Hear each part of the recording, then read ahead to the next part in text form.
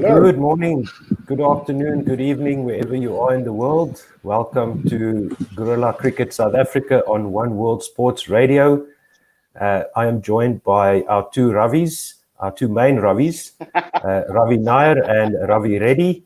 Ravi Nair is with us from India, giving us some subcontinent context here. And Ravi Reddy is, I think this is your first virtual broadcast, eh? My first virtual, and I'm calling in from Cape Town. Yeah. Okay, great. So a nice mix of locations as well. Sri Lanka 340 for 6. They are resuming on the second day, and I'll be taking ball by ball, and you guys are welcome to color it in for us. Anrich Norkeer has got the... Yeah. Anrich Norkeer is going to open, which is probably not a bad idea. Hello. Because I'll be frank, Sipamla was poor yesterday, so probably unless he gets better, the less bowling he does, the better. Why is the umpire wearing a black armband now? That's interesting. I'm not sure if they're mourning Robin Jackman, perhaps. Robin Jackman, John Edrich. I mean, 2020 has seen so many people die. It's yeah, they're all wearing it. Pavuma, who just I think it's took that at square leg. What's happened to Otto? Ravi, I'm not sure. You might want to do ball by ball then. Otto seems to have disappeared. Yep. I'll take care of tweets, and there are none. Yeah. So for the second ball of the day, it's up to you. Oh, there's okay. Otto. Norkeer gets a thick edge down to third man, and it's a 4 to Sri Lanka, 345 for 6. No, sorry guys, everything just went pear-shaped. Well, actually, it's 7. it's 7 wickets down because Danyan Jaya the Silver has been ruled out. Quite correct. He has got a great right. Yeah, 2 weeks out. Unfortunately. 2 weeks, so that's pretty much the series done for him. But yeah, very courageous innings from him. Just to the left of Gully, and it is Rajita facing Norkeer again through to the keeper, and there's no run, so a lucky 4 there for Rajita, I would say. Bit of a false stroke. Was that? That he was from Norkeer. He looked like he was overstepping drastically.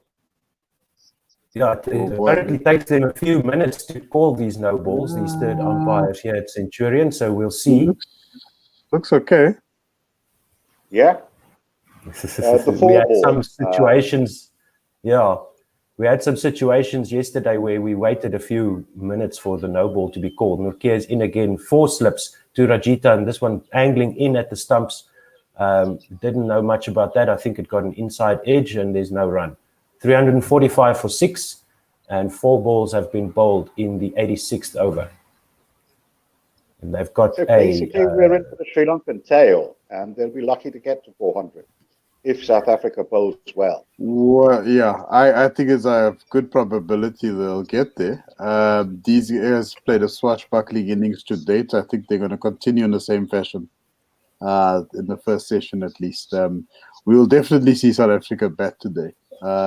But I think Sri Lanka is going to continue in the same over the wicket, short ball over Quinton de Kock's head and down to the boundary for 4. So another, what you could say, well, that'll be buys, because there was no contact from the batsman. And I think that puts the extras now to 32. Yes, 32 extras in the innings by South Africa, which is really disappointing and not at all what we expect from the Proteas. They've always been good in the field, but yesterday they looked a bit out of sorts in the field. They didn't drop catches, but they were fumbling the ball regularly. Misfields were quite obvious yesterday. Norkeer in again. This one, the batsman had no idea how to play that, so he just wafted his bat at it. 349 for 6, end of the over, and 86 overs gone. Ridiculous. One edge and one by, and they've got 9 runs in this over. No wonder Mm. it's happened so quickly. Yeah, that's just freebies. Yeah, South I Africa have been very undisciplined. They'll be very undisciplined, definitely, in their bowling. But also, I think some fortunes favored Sri Lanka's sort of brave batting as well. I'm by no means an advocate for Sri Lankan cricket, but they were quite aggressive from the first over. And I think that was the message from Mickey Arthur to the team, just to say, let's play some courageous cricket today. That's the only way we could do it, because on paper, everything is against him. They just came from a T20 league. The South Africans had a lot of preparation in the 4-day setup.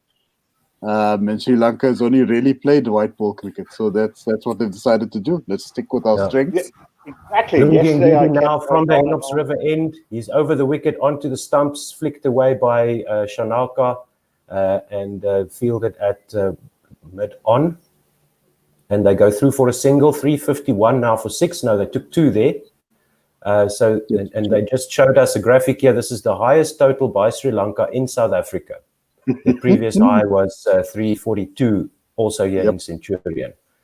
And that was 342 all out.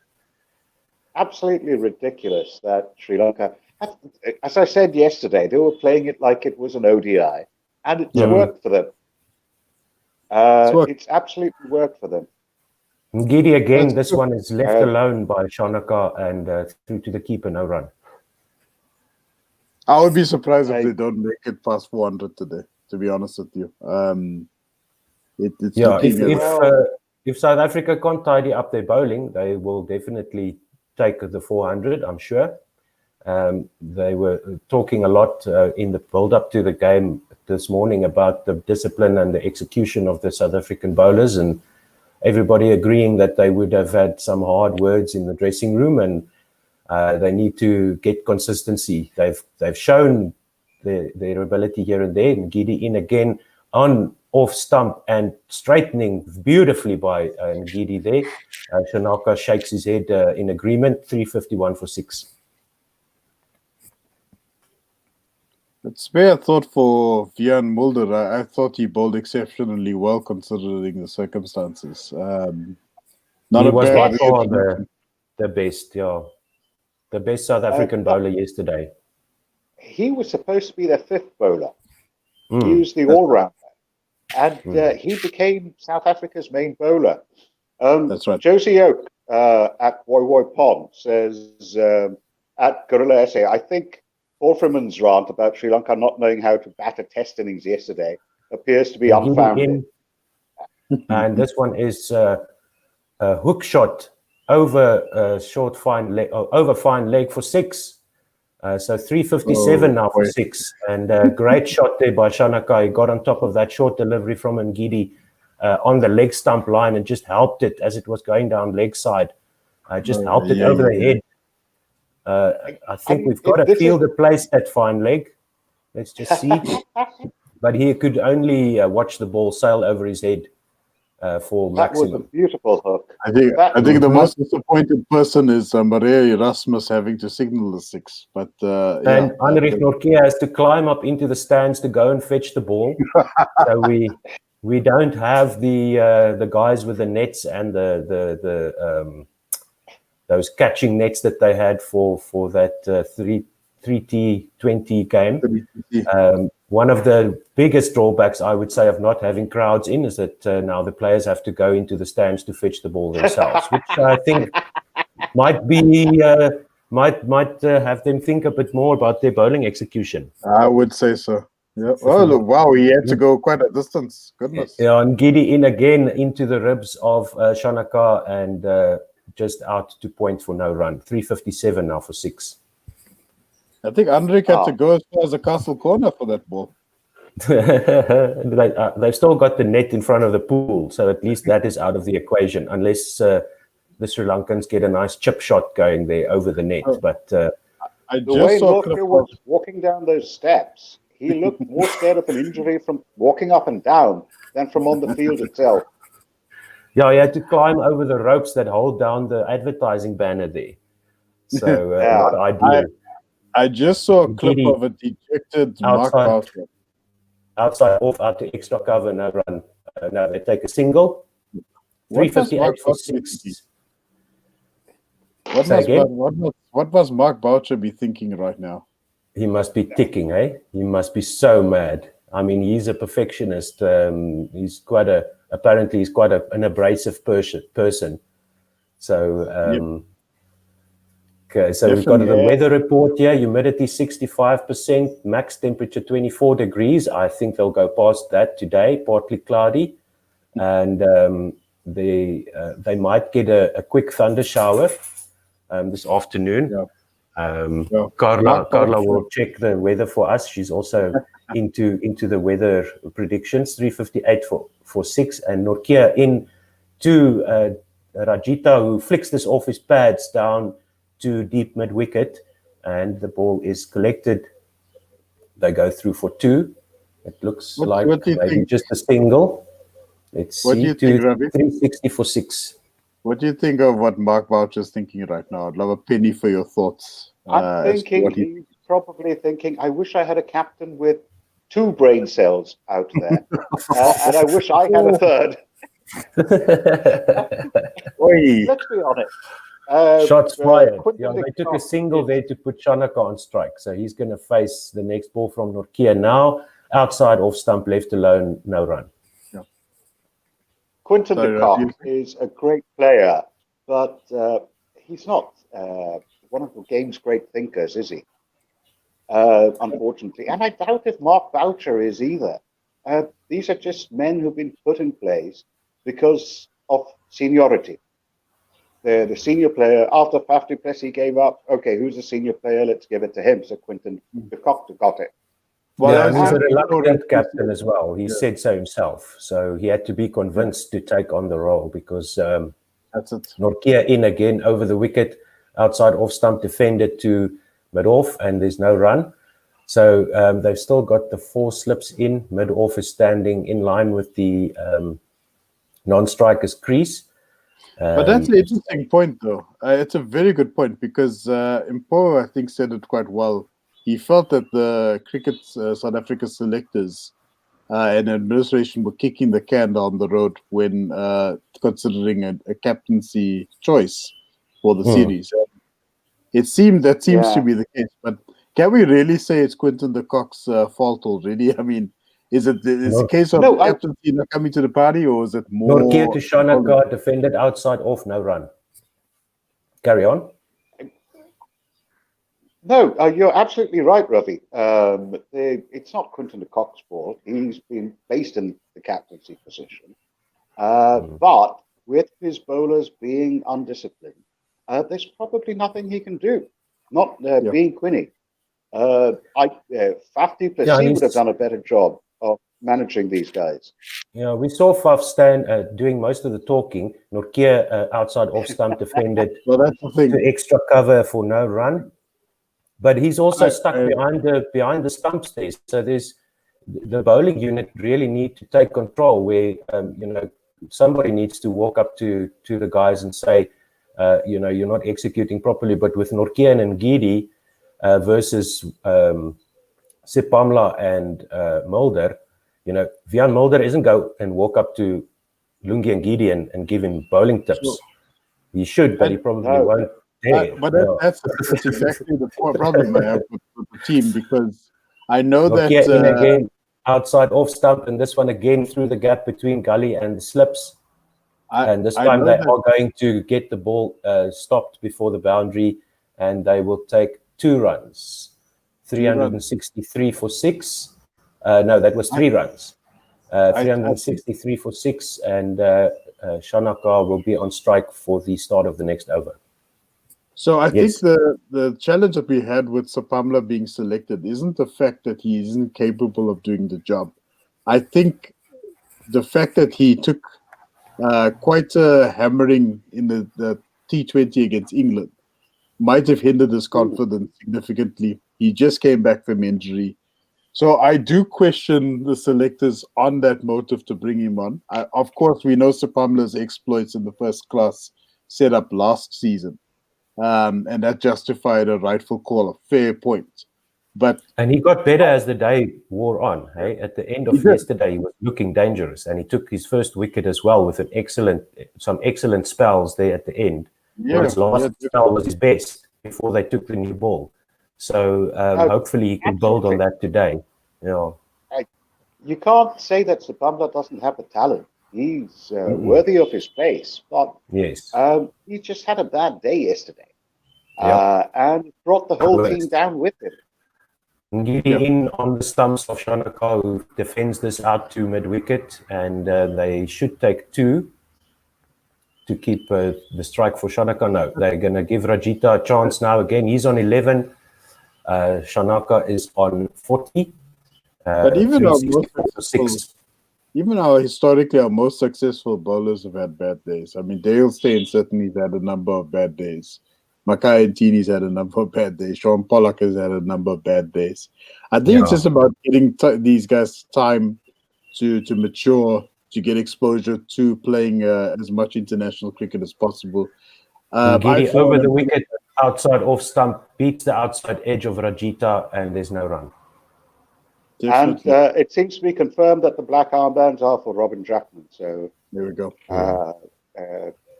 Umpo also sent us a note on the chat. So R.I.P. Jackers. Rest in peace. Yeah. Legend of South African broadcasting, and ever since I can remember, he was telling me about the cricket matches on the television. So he'll be missed. He's been out of action for a while because of throat cancer. He probably would have commentated up to now. Ngidi over the wicket.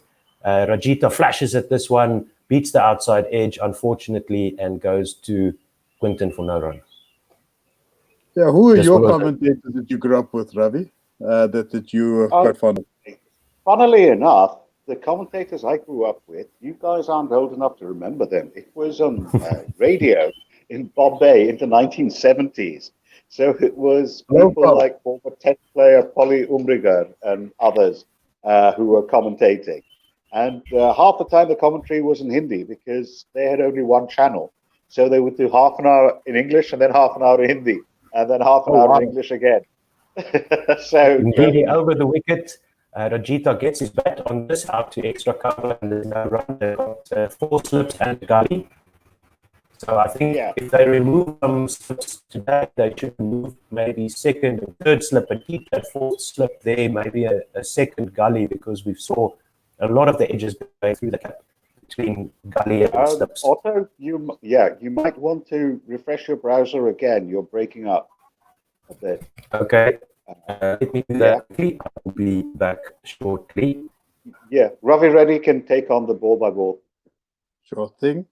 I just warn you, I think I'm slightly delayed on my side. I'm on. I'm as delayed as you. Otto was ahead of us all the time.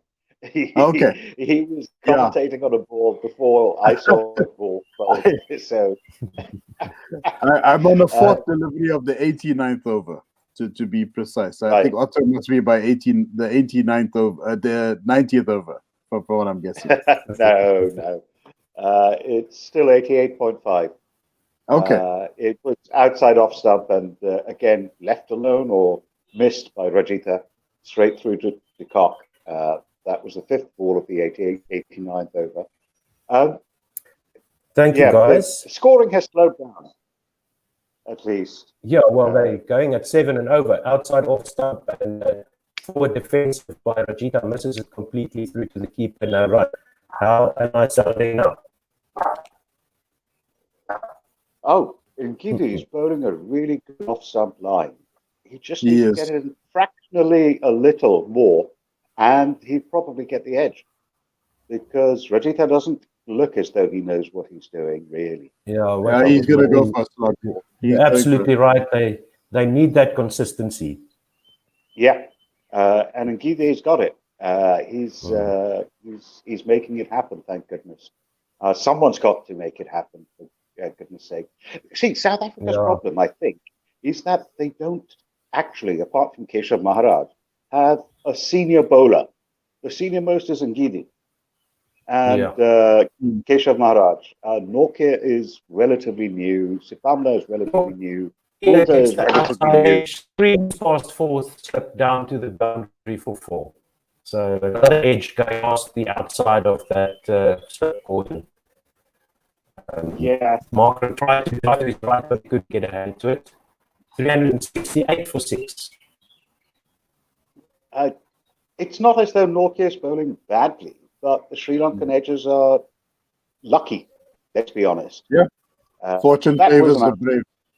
They haven't given us any chances. Yeah, they haven't given us any catches to catch. Everything has been just wide of the fielders and falling into no man's land, except for that hook shot that got the wicket yesterday for Nokia, I think. I could tell you if I was Mark Boucher, my heart would be in my mouth, especially when Markram was going to go for the catch. Because the last thing he needs is for Aiden Markram to get injured right now, where Sri Lanka 360 odd for 6. That last one was by Shanaka out to mid-wicket for a single, 369 for 6. Nokia almost looks as though he's limping. I don't know what's wrong with him. And Markram actually hurt his shoulder earlier today when he was retrieving the ball from the boundary or throwing it in. And you could see him massaging his shoulder. Nokia full and outside off, out to extra cover. They take a quick single. Did they take the single? No. Okay, wisely. So no run there. Yeah, he was sort of massaging it after throwing the ball in. Yeah, that is so I would worry about that. There are no tweets, actually. Boy Pop, Josie Oak was the last tweet to come in. Let me refresh it and see. Is Josie Oak any relation to Durban Oak? Yeah, same chap. Same chap. Is it the same guy? He's moved from Durban to Johannesburg. So he's basically moved from England to Australia, which is why Woy Pom, and then from Australia to South Africa. He's an academic. He's an academic. I suppose he goes wherever the job takes him. The professor of engineering. That last bouncer by Nokia also reached the boundary. So they're either bowling too short and getting too much bounce out of the pitch to Quinton de Kock. So they need to look at that as well. If you're going to bowl short, you can't concede 4 every time. And this was a Nokia's problem is that his pace is working against him. He's so quick that it bounces so high. Even the Cock can't get to. It was at the batsman's chest height, but it went over the Cock's head. Yeah, Rajita defends this one out to Gully. Outside edge there again along the ground. 374 for 6, no run. Yeah. If I was the skipper right now, I would actually be encouraged by these signs. Don't worry about the ball going to the boundary. Andrik Nokia's strong point is the fact that he's a fast, gassy bowler.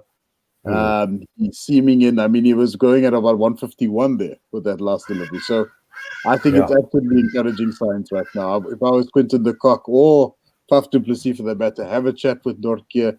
Keep it up, boy. I think a wicket is going to come his way if he keeps on bowling it. Just keep consistency. Another bouncer by Nokia. This one goes through to the keeper for no run. Went over the leg stump of Shanaka, and that keeps him off strike for Ngidi. 90 overs gone, 374 for 6. That might not be a bad thing. Ngidi's looked like taking a wicket more than Nokia. And Rajita should be the fall guy, the guy whose wicket they go for. Yes. Shanaka's batting. Luckily, is that your lot, Ravi? Yeah, that's my little one.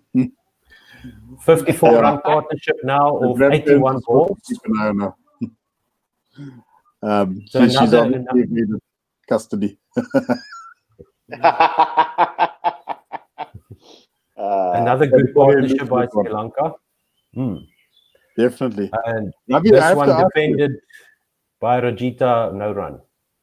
Slightly unrelated to today's events, but how are the tempers in India at the moment with regards to the team? I'm sure they must have cooled down a bit, considering the performance in Australia today.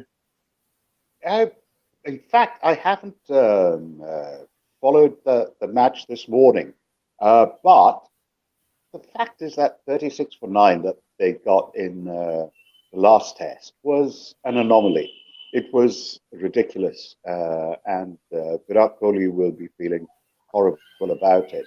But today, they batted more like India, like the top test team that they are, if you know what I mean. To Rajita, and this one beats the inside edge, it looked like, but he missed it completely again. It's one of those scenarios now where the tail ender is not a good enough batsman to get the edge.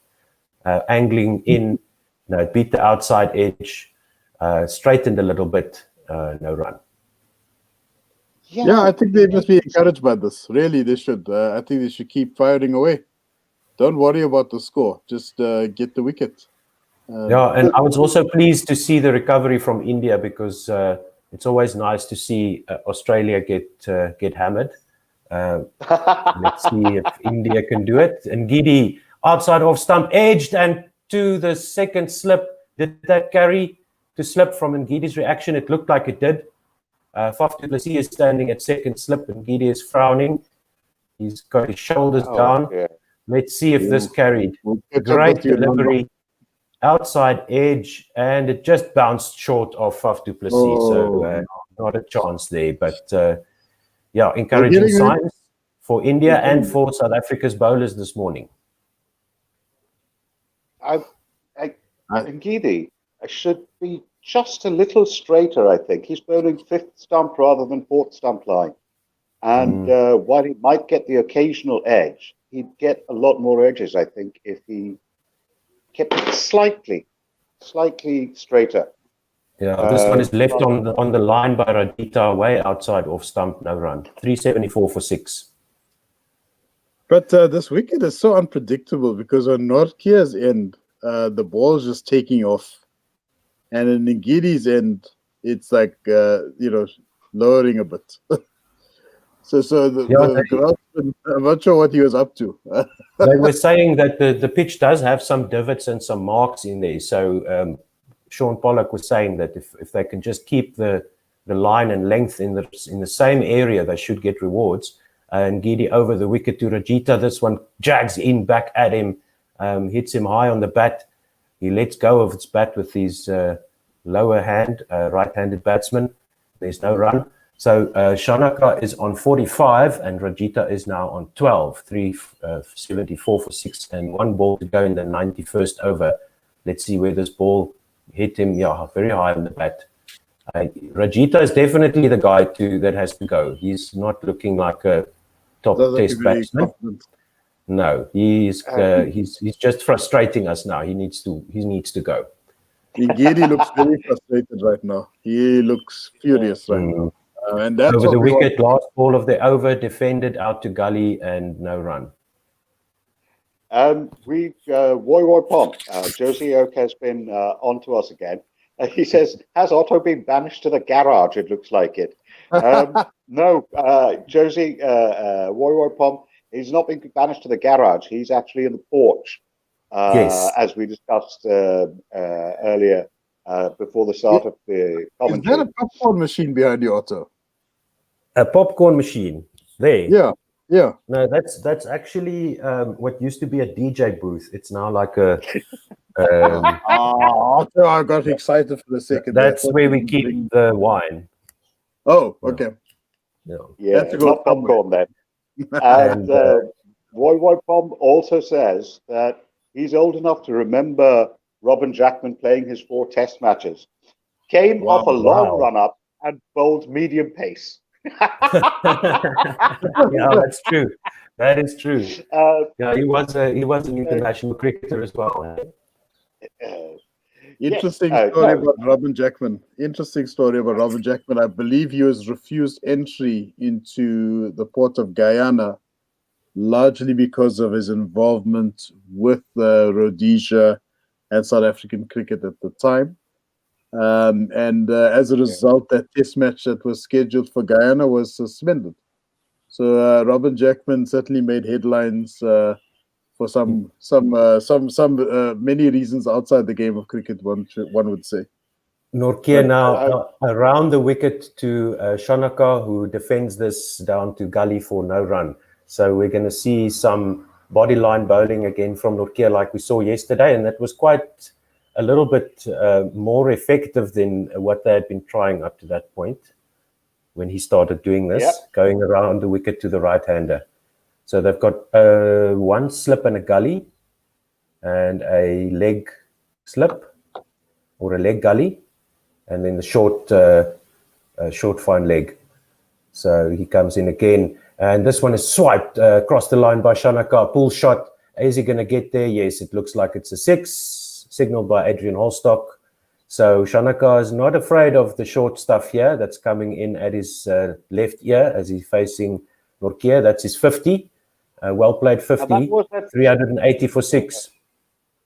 That was at 141 kph. It's not a slow ball by any means, but he just went for it. Stepped outside leg and smashed it. Hook shot / pull shot there. Got it in the middle of the bat. 2/3 of the way down the bat. Nice connection and a great shot by Shanaka to bring up his 50. Nortje in again. He steps away. Does Shanaka, lets this one go through to the keeper. That bouncer was a little bit better directed. Was aimed at his head. The previous one was a little bit too low. It was about chest height. 380 for 6. Shanaka on 51. Do we have to sing some jingles, or do we just say, "Yeah, you got a 50"? The jingle is too high, apparently. So we're waiting for. I don't think we have jingles. we sing our own. The problem for Nortje bowling round the wicket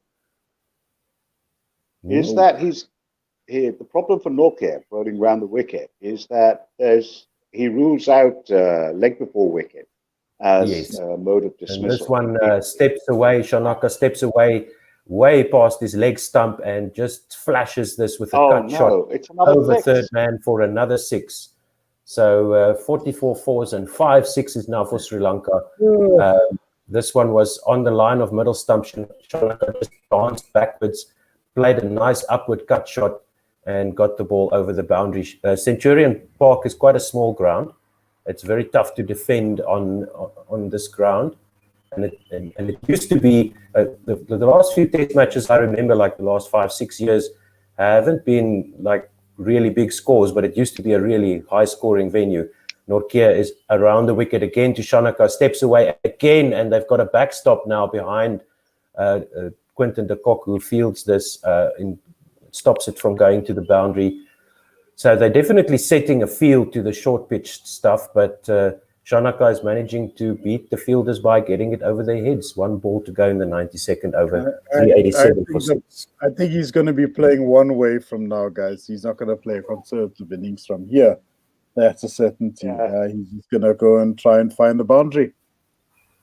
Just putting the pain onto South Africa's bowlers. Yes. Ravi. Whose decision do you think it was for Nortje to go around the wicket?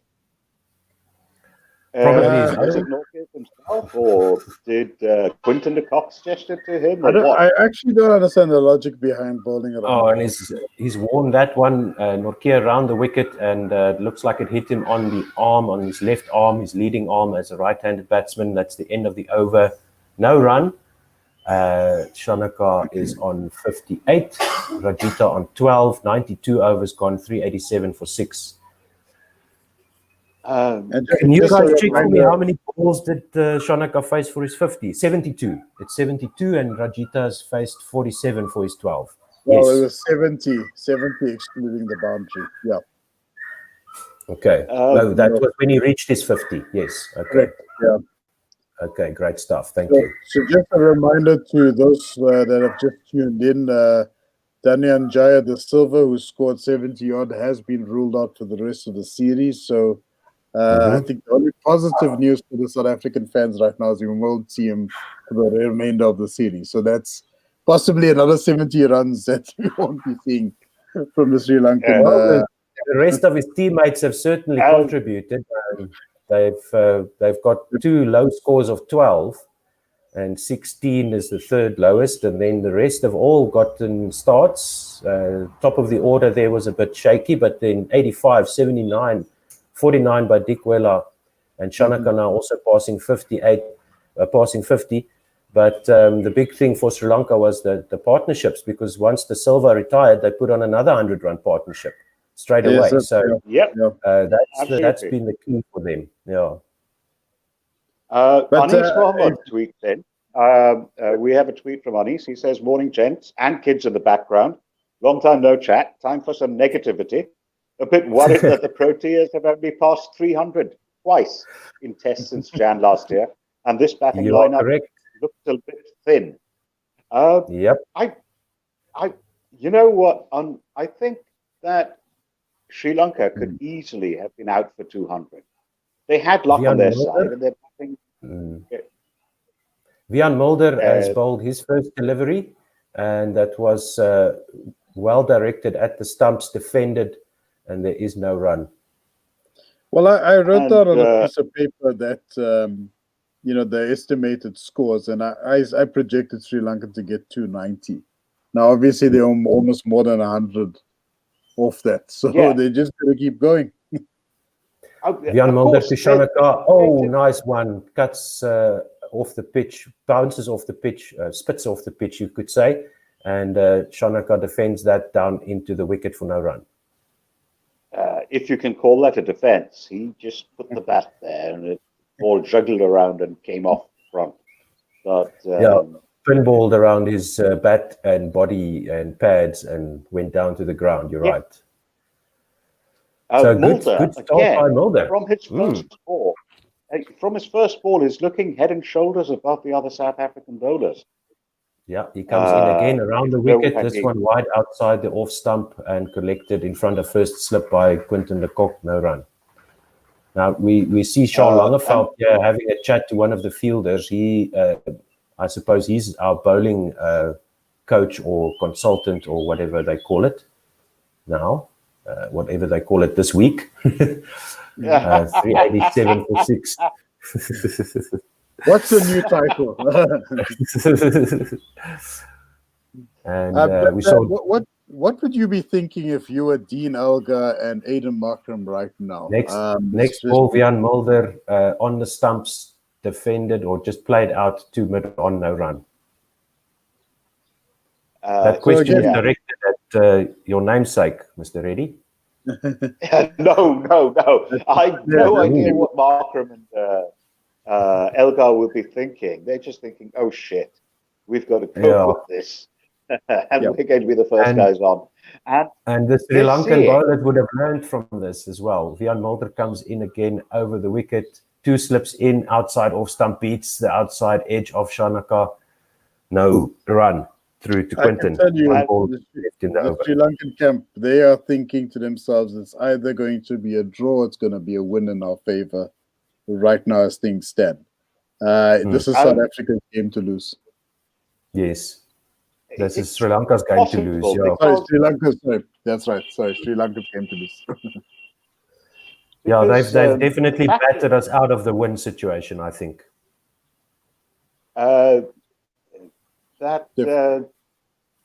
If Sri Lanka's pace bowlers bowl with discipline, they're definitely going to get South Africa out for less than this. And Vian Mulder goes straight at the stumps, appeals for the LBW. I think they're going to have to review this just out of desperation. Quinton has signaled the review, 387 for 6, because I think they've got all their reviews in hand. That's how good, how few opportunities Sri Lanka have actually given them. So 90 seconds delay from the auto. Do you think it was going down leg, to be honest? But that could be. It might be clipping leg stump. Yeah, it might be clipping leg stump because it struck him just on middle and leg, and it was going down leg. Let's see if it's straightened enough. No, that you can see the problem is, if it was clipping leg, they'll keep the review, but they won't get the wicket. Yeah, that's correct. So let's see. There's Umpire's call. no bat. The ball goes past the bat with no sound, and there's a clear gap between the bat and the ball. Strikes him on the front pad. His front foot is just about 30 centimeters in front of the crease. And let's see here, pitches outside, off, strikes him in line, but misses the wicket. So the review is lost. But they had to review that, and it was, oh, wow, that is Hawkeye, really? No, man. Yeah, That ball was missing clipping the the stumps. Yeah, it's Okay. not even umpire's call. Yeah, missing the wickets completely. Oh, goodness. But it's good movement by Mulder, and he is without question the best bowler in this innings. But Take care of the bowlers. that is also because he's the only one who's been aiming at the stumps instead of aiming at the fifth line or aiming at the head as Norkie has been doing. So he's the only one who's threatening the wicket, if you know what I mean. Look! Norkie, his economy rate has gone up to 4. After yesterday, it was under 4. Now he's gone up to 4. And Sipamla isn't getting a bowl because they're effectively hiding him because they can't trust him, which is ridiculous. Well, look at his economy rate was over 9 after his first spell, and he brought that back down in the space of 8 overs to 4.86, and he took a wicket. So I would say let's give him a run. Let's see what he can do today. Because he got better yesterday, and he has replaced Norkie. He's over the wicket now to Rajita is facing him, should be, yes. And this inside edge bounces off Rajita's pads and goes out to point for no run. 387 for 6 is the score. So Mulder, this one, nice movement in for Sipamla. He pitched the ball outside off on about a 5th stump line, and that was cannoning into off stump. Had Rajita not got his bat in the way. He's still on 12. 94th over, first ball by Sipamla for the day. That looked good. That first delivery, 4 slips, 3 slips and a gully. Sipamla over the wicket, edges it to slip. 3rd slip gets it. Algar gets the catch. Sipamla gets his 2nd wicket. Well done, sir. Yes. Oh, so we have a jingle. Can we sing a jingle? Let's sing a jingle. Get your wicket. We're late on a few tweets, so may I get them in right now? 8 minutes ago, Umpo actually tweeted us saying the ball is still new and the Proteas are bowling bodyline. But then Simon Lewis replies to him saying, my fear is that our selectors will now select 6 bowlers for the next test. And he's got a gift from Clueless. Simon Gear, our Lord and Master, says, morning, sounding great, chaps. Listening while I wander around an asphalt plant in Vereeniging, pretending to be an adult. Sounds like it's one-way traffic this morning. Going to be a long day for the Proteas, I fear. And Guerilla Cricket SA, our own Twitter account, replies to Simon Lewis and Umpo with just hands on head. Hands on head, what the hell is going on? They don't need 6 bowlers. You've got 5 and that's good enough. But it's just that, what can I say? They haven't bowled well. I mean, this morning, both Norkie and Ngidi have not bowled badly, but they haven't bowled well. Norkie has kept it out at 5th or 6th stump. Ngidi has kept it out at 5th or 6th stump. And Norkie has just kept it around chest height. They're not necessarily going to get wickets like that. You know? No, absolutely. Absolutely. And I think the batsmen are far from intimidation right now. To bowl 150 for the man's head isn't really going to do justice. Sipamla into the new batsman, Fernando, and he has bowled in with the first delivery, 387 for 8. Oh, so yes. Sipamla is on a hat trick, and there's only 1 wicket There's to your get. Man, Ravi. There's your man, Sipamla. There's your man. Sipamla, complete redemption from day 1. He has done it. And this is the Sipamla we know. this is the Luto Sipamla we know. And if you go and have a look at his first-class stats, this is what he can do. This one was outside off stump, angling in. He got a little bit of straightening off the pitch. It pitched just outside off and played inside the line by Fernando, and he is gone. And Sipamla is ecstatic. He's now got 3 Test cricket wickets on his debut, and he's also robbed Vian Mulder and himself. Well, he robbed Vian Mulder now of the chance of getting a fifer. So hopefully he can get his 4th with the next ball, and we can see some South Africans batting. Is this Sipamla's debut test? I've seen him so much, but it's probably in white ball. Yes. He's actually played all 3 formats officially as of yesterday. So he started his debut as a T20 player last year on my birthday. And that's how I remember it so fondly. He, of course, ended up doing one international that same year. And, of course, this year is his Test debut. So congratulations to him. Well bowled, sir. Mm-hmm. No, that was really nice delivery to the new batsman. Yeah. That's beautiful. And it's a perfect way to bowl to a tail ender who's got who just walked to the crease. His wicket. Yeah. Anis Mohammed says, in my mind, for the first innings, I would move Elgar to 4 and have Quinny open with Aiden and give them and Russie license to go for it.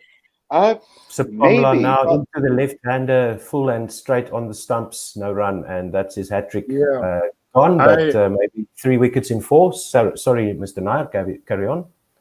No, it's an interesting thought, Anis. I also thought about Quinny opening, because this is like an ODI. Why not have Quinny opening? But Elgar is a natural-born opener, and you don't waste that. And they're a unit as well, Abby. They're a unit as well. Markram and Elgar, they're a package. They're a package deal. Yeah. So you kind of need to take them both together. They are the most successful opening pair in the country as well. It would be somewhat remiss not to open with those 2 individuals. Especially in the left-handed Kumaru, is it? The number 11 batsman. Kumara, and he defends this for no run. So for 2 more balls left in Sipamla's first over for the day, and he's already got 2 wickets and hasn't conceded a run yet. The fact is that Markram and Elgar are basically the best opening pair in the world in Test cricket today. I can't think of a better opening pair in Test cricket today, so I wouldn't necessarily. Sipamla and Kumara defended to the covers, no run. 388 for 8 now, and Sipamla's last ball is about to come through. Shanaka is still there on 50. We see Da Silva is seated there in the team box, but he's out for the rest of the series, out for at least 2 weeks, which takes him out of the series. Is Kumara a namesake of Ravi? Kumara, no. Sipamla to Kumara across the left hand. Covers no run. End of the over. Great over by Sipamla. A wicket maiden for his first over of the day. Well done, sir. Applause to Sipamla. 388 for 8. 94 overs gone. Simon Gear, the bastard, says on Twitter, I was hoping I'd be able to get Paul Freeman 1414 to read very nigging. My GPS calls it very nigging, and just like that, Sipamla is on a hat trick. What the hell are you trying to do, Simon? I'm commentating for you, damn it. Well, thank you, Simon. You Sri Lanka properly there by saying that it'll be a long day for South Africa's bowlers. It might still be. It might still be. We've been here before with 1 Sri Lankan wicket to go. Oh, no, don't remind us of that. Don't remind us of that. I was there.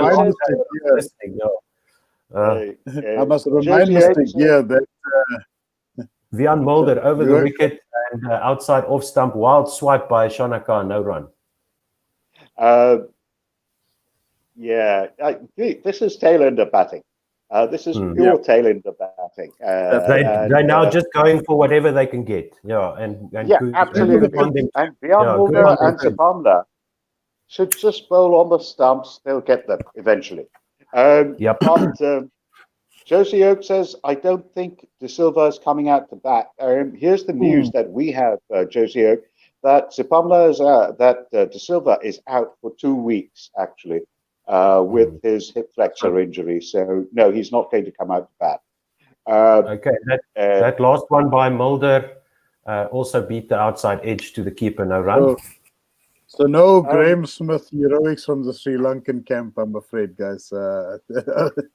If you're expecting to see a the silver innings today, that's not going to happen. So close they to don't 400 need to. is making no difference. They don't need it. They really Mulder in again, outside off stump and beats the outside edge of Shanaka again. Mr. Nair, you are correct. It's only a question of time. If Mulder and Sapamla can just show what consistency can do, so that everybody else can tell the other bowlers, I told you so. 388 for 8. One shining light in all of this is the fact that the Sri Lankan opening bowlers, I can only comment on Kumara because Lakmal hasn't been selected for this match. Mulder over the wicket, spits up outside off, left alone by Shanaka, no run. Kumara's bowling average is currently sitting at 36, which is not very enthusiastic. If you think about it, not very encouraging signs, unfortunately, if you're a Sri Lankan fan. But especially that's not bowling on a seamer friendly wicket or a paceman's friendly wicket like this one. Yeah, because this should be a good wicket. Yeah, yes, I don't know. Over the wicket and flicked off his pads by Shanaka down to fine leg, and they'll take probably 2 if they can, or no, they're going to stick with the single 1 ball to face for Lahiru Kumara. He's on 0 or 4, so he weathered Sapamla's, or he fended off Sapamla's hat trick, 389 for 8. I think this wicket's going to flatten a bit, to be honest with you. I don't think it's going to produce the same sort of effect when perhaps in the first session the Sri Lanka plays, there will be some sort of benefit for the bowlers. But I think throughout the day it's going to flatten. It looks like it's deteriorating at quite a rapid rate at the moment.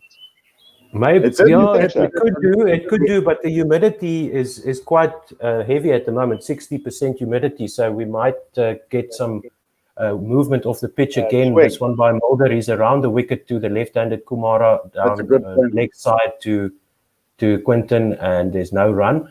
But I saw the prediction 24 degrees. I think that's wrong. I think that we'll approach 30 degrees today, and we might get the wicket Simon here out to tell us what the weather is going to be. Exactly.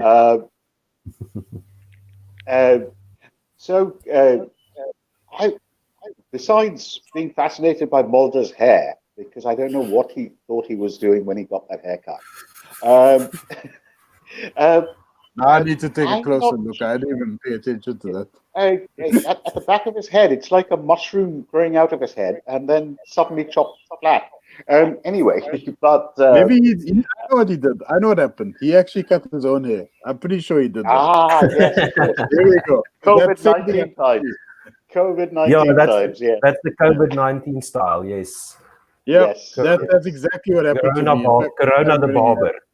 No. You'll notice that I'm also dressed for COVID-19. I'm not wearing any trousers. I'm just wearing my kurta and my boxer shorts. The weather must be conducive for that. I did see the shorts. I did notice the shorts because the posture you have there is quite alarming. But Sapamla is coming in for his second delivery now, and this one is wafted by Shanaka down to mid-wicket for another 6. So Shanaka definitely cashing in here. 395 for 8 now. Sri Lanka will almost certainly reach 400. And as you said, Mr. Nair, as close as makes no difference to 400. And they are definitely on top here in Centurion. I mean, what it's would you do if you're South Africa right now? You're top 6. I mean, what are you thinking at this point in time? Do you go hard at the bowlers? Do you adopt the same strategy or approach as the Sri Lankan batsmen have No, sort of embraced in their innings, or do you play a more conservative approach? I think that you South have Africa to be need to slow conservative. the game down with their batting as well. They need to bat for time now and just hang Absolutely, on in there. because Yeah. you Sipamla can't to rely on Shanaka, luck. he tries to drive this from outside his off stump to the onside. It gets a leading edge and it trickles out to mid-off. No rush to get him off strike, and he's also refusing the single. So the plan here for Sri Lanka is quite clear. Shanaka is going to butcher what's left of the South African bowling as much as he can. And if he has to sacrifice his wicket, so be it. Hello, is that Carla behind you? Mm-hmm. Is that Carla behind you? Yes, that's my wife, yes. The plan in the Sri Lankan camp is to see ball, hit ball. There's no other strategy right now. That's it, yes. Absolutely. But the thing is, because it's worked for them, they don't mind doing it again. But South Africa cannot afford to do the same thing because the luck can go the other way, and South Africa would be out for under 100 if they tried that approach. Last ball by Sipamla was on the stumps, flicked out to mid-on by Shanaka, and he takes the single, 2 balls to face for Kumara against Sipamla. And so let's see if Luto can pick up his 4th here. And Kumara will probably also be under instruction to swing for the fences, or at least maybe his instruction Kumara will is be to asked keep his wicket. to defend because he's defended Sipamla around the wicket to Kumara, who ducks underneath the short one outside off stump, no run. So why the short ball, Sipamla? Why the short ball? How are you going to get the wicket with the short ball? 396 for 8. Do you think Shanaka has some ambitions of scoring 100 today? No, he won't think about that. But the thing is, Sipamla's short ball was so short, Kumara ducked under it. It didn't even push him back onto his stumps, which is the idea behind the short ball, to push the batsman back so that you can get him with a fuller ball later. But and this one goes to first slip, juggled and caught by Van der Dussen at first slip. Kumara had no idea where his bat was or where the ball was, and it just clipped the edge of his bat. And a nice juggling act there by Van der Dussen. He almost grasped it, but he got there in the end. So that's the Sri Lankans' innings finished because of the retirement of De Silva. They only had 9 wickets in hand. They've all gone, 96 overs, 396 for 9. A new record for Sri Lanka in South Africa. And that's going to take some getting. Yeah, it was like he periscoped his bat, except it was to the side. I don't know what he was thinking about when he left it hanging out there. He didn't know whether to duck or to try and defend. And sort of got stuck. Well, he just look at where his bat was. But that catch should have been simpler. Rassie van der Dussen, what the hell was he doing? Look a lot more difficult than it should be. He made it a spur burger and chips right there. That was a proper meal. But I have to say, I can tell you for a fact, though, if this match goes well, there's going to be a fines meeting at the end of the day's play, and Rassie van der Dussen is going to drink a couple pints for that, irrespective of whether he caught it or not. Yep. So we'll ask Coach Dave to make sure that happens. Yeah, he tried to duck underneath what he thought would be a short ball, but it was a good length ball outside off stump. And as he ducked down, the ball just clipped the edge of his perpendicular bat. Yeah. Didn't get his bat out of the way. Eyes not on the ball, and Rassie van der Dussen almost made that. What did you say? A spur burger and chips. Yeah, a nice meal. It was comedy from both of them, wasn't it? Yeah. Sheer comedy from both of them. But I think my time here is up. So particularly because it's the innings break, I'll keep company, but Umpo is here to take over. So Yes, I'll Paul, lead, how's it? and Hi, everyone. I'll be back in the third session or the third hour of today. See you guys for now. Thanks, Ravi. And thank you, Otto, very much. I'm going to bring in AB as well into the stream. Oh, sorry, just keep on removing him. So, Ravi, you've been... so, Ravi, you've obviously been following this the first hour. What do you make of 396.49? Is it a... Very competitive score. I anticipated Sri Lanka wouldn't get more than 280-290, obviously prior to the events of yesterday. And the fact that they got to sub 400, they're here to either win or they're going to draw this match right now. So it's very much in the Sri Lankan camp's favor. And the top six have a lot of work to do. 396 is quite a staggering total to surpass. It is. You kind of need South Africa to score 500 there. AB, what do you think Aiden Markram and Dean Alga will want to do for the next hour until lunch? Well, I mean, in an ideal world, boys will have to just make sure they survive. Don't worry about run rate because you have 4 or 5 days to bat, or 4 days to bat. They need to make sure that they dig in, and Dean Alga's good with that. Aiden's been in some good form in the 4-day series, so you don't want any chances being taken. You want to be consistent. You want to be strong. You want to see off that new ball and tire out these Sri Lankan bowlers. Now it's a hot day out there in Pretoria, so let's.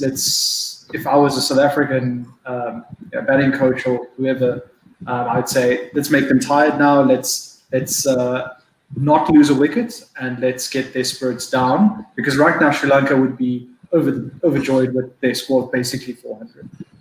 Yes, Sri Lanka are buzzing right now. Let me just go through the scorecard quickly. Sri Lanka won the toss and chose to bat yesterday.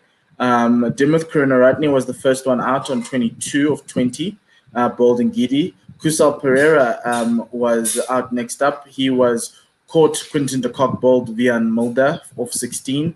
Kusal Mendes was caught in Gidi, bowled Nokia. Dinesh Chandamal was caught Duplessis, bowled Vian Mulder. Then the 100-run partnerships, another man who was retired hurt yesterday for 79, which is why the score is 396 for 9. That's Dhananjay De Silva. He looked very good up until he tore a muscle in his thigh as thigh strain. Nushan Dikwela, LBW of Mulder 49.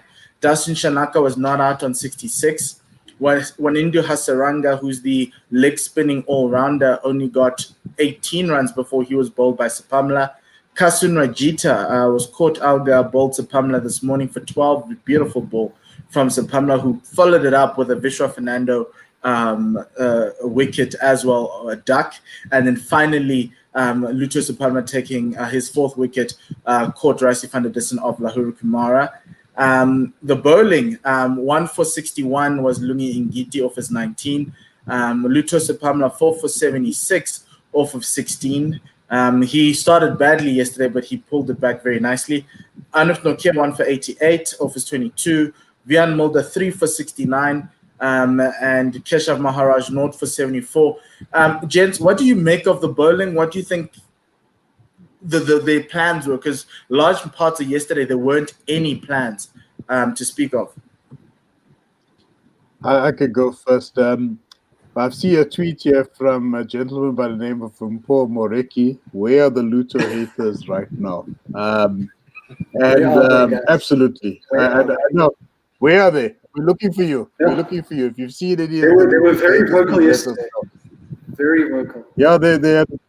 Absolutely. And the reality is that everybody, I would say everyone, but everyone with the exception of Bolton tanked yesterday. And perhaps it's due to tactics, perhaps it's due to conditions. But the reality is that Sri Lanka took a very aggressive approach in their batting. They played a positive brand of cricket. And unfortunately, when you're dealing with an element like that, it's sometimes going to go against you.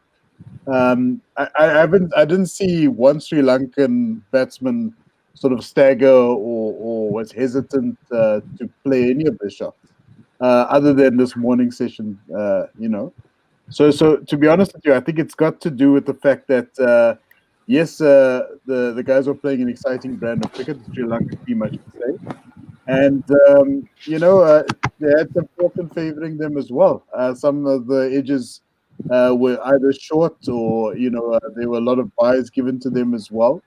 A little bit of wayward bowling, and the bowlers have to take a bit of flack at times for performance like that. But because I believe there was something like 36 extras as well, which is quite exorbitant if you're playing at this level. But yeah, kudos to Sri Lanka. I'm glad we're seeing a little bit of fight from them, because I know a lot of people were jumping on the fact that we might actually steamroll them this time around because of the result the last time they visited our course. But yeah. Yes, and that's going to be very important for Vishwa Fernando and Lahira Kumara and who's the other quick that they have, their Kasim Rajita to start off very strongly. They don't have Suranga Lakmal, who was one of the key tenants of that series. And last time he didn't take a lot of wickets, but he set up. He bowled very well with Rangana Herath, who in Durban was just unplayable. There is no Rangana Herath. We actually have a new a spinner in Hasaranga who we've never seen before, and so it's going to be very I think important for South Africa to take time, wait for the bad balls, just like Sri Lanka did, and try capitalize on that. And Aiden's on good form, AB, especially at Centurion. So we're hoping to see the Aiden that's been talking to the media over the past couple of months throughout lockdown, showing us the changed mindset and him saying this week that he needs to score runs for the team. Yeah. An interesting point just about the bowlers.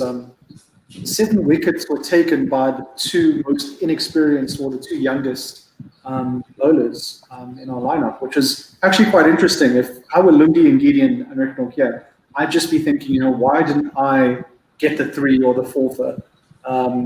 Why is it Vian Mulder, who's our number 5 bowler, or in this case the number 4 bowler in the first innings, and Luta Sapamla? Okay, Luta is a great bowler. We all know this. We all like him. But Lungi Ngiri's the senior bowler in this lineup, and then there's Anil here.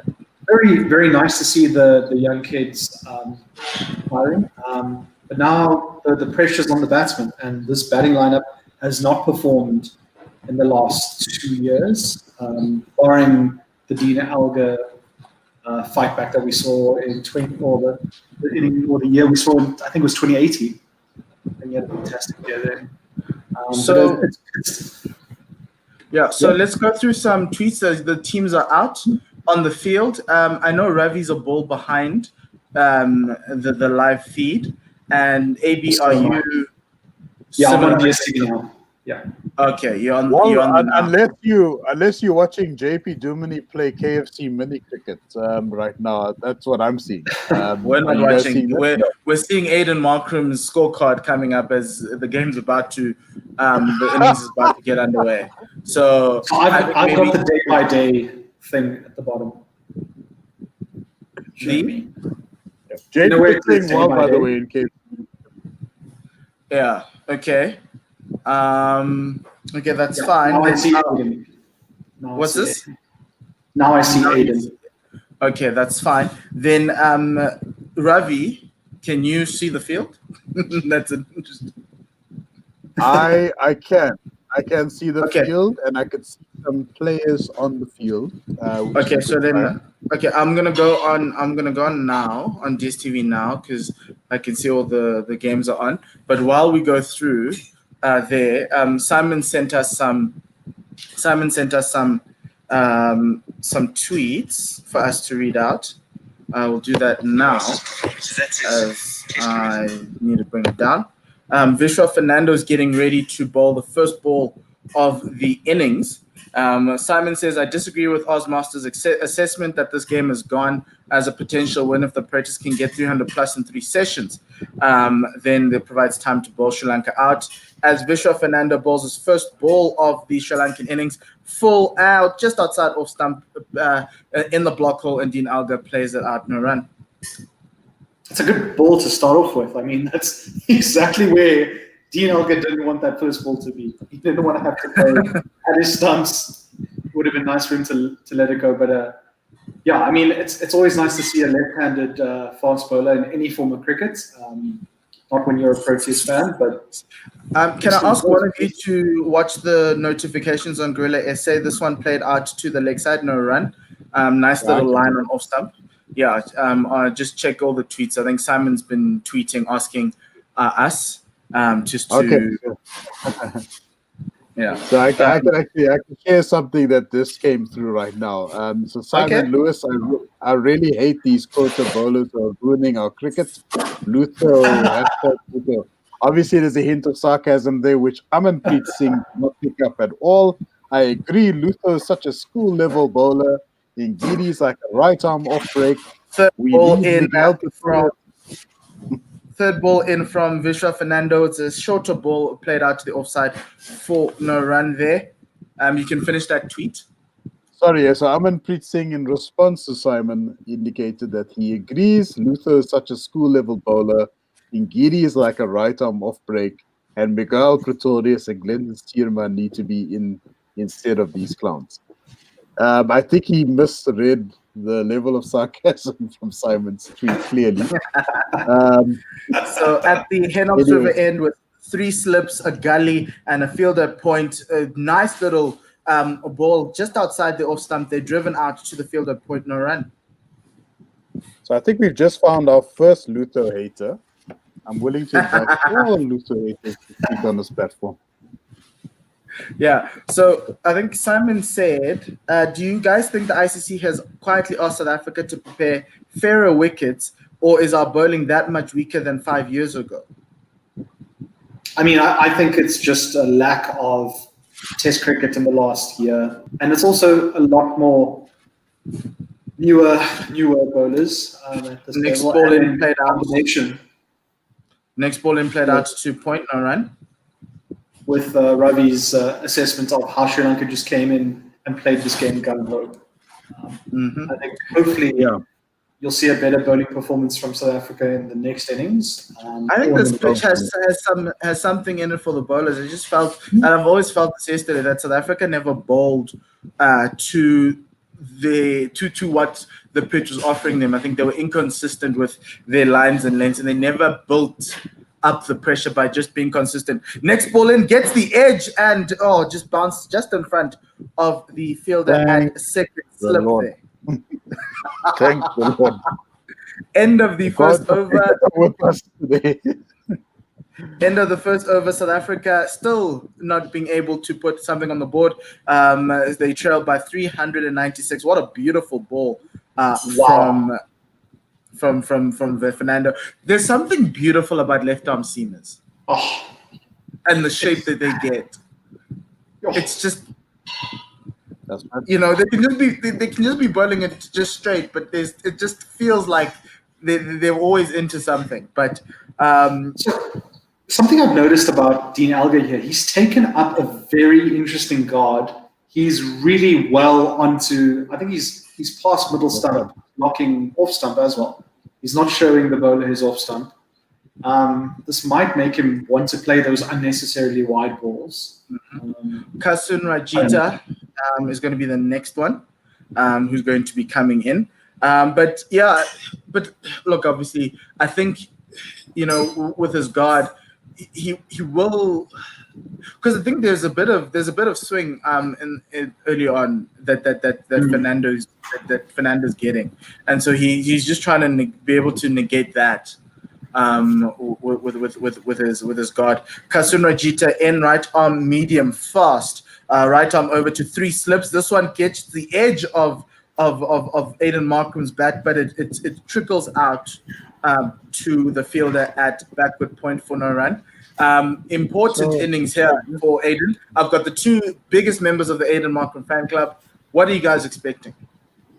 And the Dean Elgar fan club. I mean, we all like Dean. I was actually going to say, Dean Elgar just needs 112 runs to get to 4,000. Faf du Plessis needs another 99 runs as well. Just want to share that with the fans. Statistic just came up on the screen. Rajita into Markram there. He just lets that out go outside the off stump, 4th, 5th stump line bowling there. Very disciplined so far. I'm highly enthusiastic about Aiden Markram being back in the team. We have been following his exploits in the 4-day series to date, and I, for one, am expecting big things in this particular match, especially in his home ground.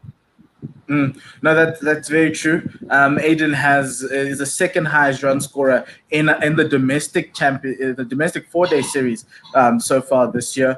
As he waits for this ball from Rajita. This one's full and beautifully driven through a cover for the first runs of the innings for South Africa. That's a 4. Nice one. Oh, lovely, Aiden. Great shot. I think Aiden also needs to... Sorry? Sorry, AB, what do you think is going through Aiden's mind right now? I mean, especially after that shot. I mean, I think he's not trying to overthink things. He knows Centurion better than most people. It's more about him just sticking to the game plan that's been set. Try not to lose a wicket. Don't be silly. Don't play things that are too wide. That was far too full on any pitch. So he punished it. And it seems like it was a no ball. No, it wasn't actually. Next ball in played out to the vacant cover region on the offside. No run there. We're just waiting to see if. Oh yes, so the no ball has been counted. Yes, so just when Kasun Rajita bowled that ball, the score had not changed. So it looked like they hadn't counted it, but it was blatantly clear that was a no ball because obviously it's the third umpire now. So and I'm really enjoying this because it just takes something that's so simple to get right from an umpiring perspective, and they've done it. And, just check every single ball. Why not? Mm-hmm. Yeah. Yes, I think Aiden's gonna really enjoy this bowling outside the off stump. I think he's one of those guys who enjoys that ball in that 4th, 5th stump channel. But obviously, I've always said, like, if you bowl it straight to him, you could find yourself in the business with him. Rajita in right arm over to the left-handed Alga. This one a leg stump full half volley played out to square leg. Another 4 runs. The South Africans take their tally to 10 in this over with 2 balls left. That was a bad ball. Lots of work for the top 6. I'm sure they are all thinking quite deeply right now as to how they're going to approach their individual innings. But there seems to be a game plan that's afoot right now. Look, the whole thing is you need a bat for 2 days. If you bat for 2 days, you can get close to 550, 600, and you can put Sri Lanka in trouble on the 4th day. Nice little ball outside the off stump, played out by Alga into the little popping crease right next to him, and it is no run. The score still 10 without loss. Remember, you can subscribe and follow us, send us tweets. We will try read them out as we go through. Ravi is watching the Twitter sphere for anything that mentions Guerilla Cricket SA. You can tweet us at GUERILLA SA. Rajita coming in again for the final ball of his first over. And it's a fuller ball, but driven really nicely by Dean Algar to the fielder at mid-off. No run there. End of the over. South Africa 10 without loss. A nice little rapid start. Bat on the ball on the bat. Rotating of the strike. This is what you want to see. Yeah. Yes, Ravi? I know this wasn't tweeted at Guerilla Cricket specifically, but Dan Cricket, formerly Dan's Cricket Chronicles, put a gif of the rock smelling in the atmosphere and he indicated that it smells like a Markram 300 of 260 balls. Darren Cricket also called yesterday an Aiden 300 coming up, and he said that the pitch is actually better for batsmen than what's been shown, and that he actually called quite early, I think in the first hour, I believe, yesterday. So let's see. So if Aiden scores anything less than 300, we're blaming Dan. That's how the internet works. Yeah, that's a fines meeting for Dan. We're going to make him drink, definitely.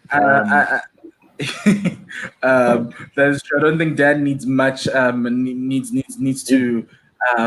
much notice. Yeah. Left arm over for the next over. That's Vishwa Fernando. This one across the right-handed Aiden Markram on that off stump, and he plays it back nicely to the bowler. No run. There's a man in the South African team dressing room who looks suspiciously like a Peter Malan. But I'm assuming that is a Reinhard van Tonder. Because Peter Malan, well, his arms would need to take up 3 chairs, so that's definitely not. Okay, next ball in from Vishwa Fernando. Good line and length, just out. Now this one is so obviously when you're a left arm over to the right hand, you want to aim for that. You're right. That is Peter Malan. That definitely is Peter Malan. Wow. Okay. But when you're a left arm again, when you're a left arm seamer, there's that fourth stump line that is demarcated by the back end of the popping crease, and Vishwa Fernando is just putting that ball there for Aiden Markram, and he's just obviously covering his off stump really nicely. This one is edged out to the fielder at backward point. That is not Dhananjay. That is Hasaranga there. And there's no run. But then they would have told us if Peter Malan was there. Maybe Peter Malan is just carrying all the teams like equipment bags and things like that, because it's easier for him to carry all the bags than for the players, because it's like that's true. It's just a whole bio bubble situation and the testing and everything else. Nice little ball played out off the legs there of Aiden Markram to the fielder at backward point and at square leg. No run there. Sorry, you remind me of Sylvester Stallone from Over the Top, where the guys just bulge their biceps and they go wrestling with each other at these trucker dining stops. That's the first image that came to my mind. I don't know why. Or maybe Jake White called Peter Malan and actually needs an inside center. We don't know. Okay, next ball in from Vishwa Fernando. This one is full and wide and driven very nicely by Aiden Markram to the point boundary. Nice little 4-run there from South Africa's, I don't know, is he our hope? Is he the next big thing, or we're past that? He's just our number 2 opener. That's all he is. Okay? We're not going to hold Aiden up. We're just going to let Aiden be Aiden. And if Aiden's off form, or if he gets injured or whatever, then Peter comes in, or Reinhard van Tonder comes in, or whatever. We're okay. That's a beautiful shot. I'm obviously a ball late, but to whom much is given, much is expected. Next ball in played out to the fielder there at mid-off, off the back foot very nicely to end that over. South Africa are 14 without loss. They're behind by 382. I'm seeing some tweets coming in. Do you have any tweets there, Otto? No, not Otto. Otto sent a tweet in. Ravi. Yeah. No, I don't see. For some reason, I'm not picking it up on my side. Do you happen to see them on yours? I do. Let me just go through some. Anis Mohammed saying, "Is Simon Gear on air ban still in place with regards to Bavuma?" And then Simon is working. That's what Otto replied, and he says, "Thank goodness." And then Anis Mohammed says, "Cool. I have a feeling that this may be the innings." I'm assuming that's for I'm not talking first like this. So first ball in of that over, Dean Alga plays that smartly down to the offside, and the South Africans take another, not a quick single, just a casual single, and the score goes up to 15. I like that. It's nice to, on the first ball, the over on a bowler who's conceded 10 runs, just conceded, force him to concede another run where fielders could have actually stopped that very quickly. Also, Rajita has batted it, so yeah. Aiden facing up now to Rajita, right arm over. And he's very still at the crease, which is lovely to see. This one is short and wide. Can't latch onto it. Not a lot of timing there, but played out to the offside for another single. 16 without loss. You missed out there a little bit, Aiden. Yeah, but he's got 2 days. As Mr. Wareki quite rightfully said, he's got 2 days to bat. So it's fine if he leaves a couple. But as long as it's not at the level of Chikeswa Pujara, 16 of 200 balls, then we've got a problem. Even if it's that, that's fine. It's just you need to take time. That's what made Graham Smith so great. You took time out the game. Rajita into the left-handed Dean Alga. This one just off the thigh pad, just back to the bowler, no run. But that's one thing that disappointed me about the South African innings yesterday was that they couldn't take time out the game. They couldn't stop the game. You know, when South Africa was under Graham and Faf early on, South Africa had the ability to stop the game, especially if somebody was scoring a century or there was a double century partnership. Paul Harris would come in and do a job. You'd always have guys like Callis who'd come in and try tie up an end just to put pressure back onto the batting team. Nice little ball outside the off stump from Rajita across Dean Alga. He played at that one, but he played down the wrong line, luckily for all the South Africans who had their hearts in their mouths. No feet movement there from Dean, so that's not something you'd want to see as a South African fan, but great ball. Wow. No, it's a great line there, and that's the reason why there's no foot movement, because you feel like it's coming too close to you and you may want to play down the leg side. This one punched down the leg. Oh, sorry, wrong ball. Sorry, wrong ball. Looking at everything else, but you'll see it again. Yes, the perks of having a TV screen and DSTV now is coming up very nicely. Yeah. So,